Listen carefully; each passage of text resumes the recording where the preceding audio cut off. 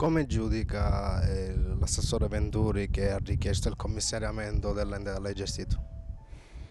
Beh, questa è una vecchia vicenda, è da luglio che pensano al commissariamento. L'assessore Venturi ha un suo modo di fare politica, non democratico per dire il vero, perché ritiene sostanzialmente di continuare a commissariare gli enti. Io posso portare solo alcuni risultati. Vi era un bando industria in corso e tutte le ASI partecipavano a questo bando.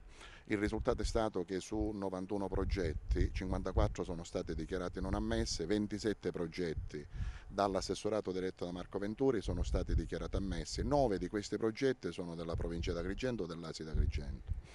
25 milioni complessivamente sono i progetti ammessi per la provincia di Agrigento, per paragonarli con altri l'ASI di Catania 18 milioni e l'ASI di Palermo 12 milioni.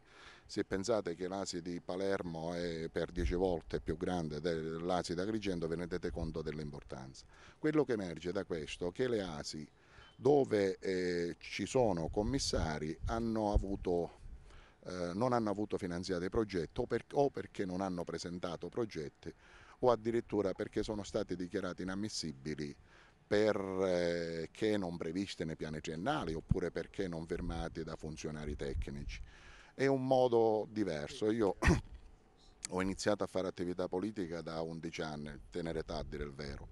Poi ne ho visto ormai una lunga esperienza. Per quel che mi riguarda la politica è partecipazione e democrazia.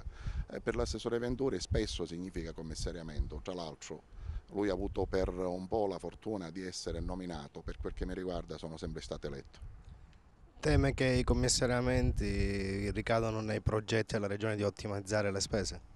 Ma guarda, il commissariamento non ottimalizza mai le spese, non risulta nessun comune che è stato commissariato dove le risorse economiche sono state ridotte.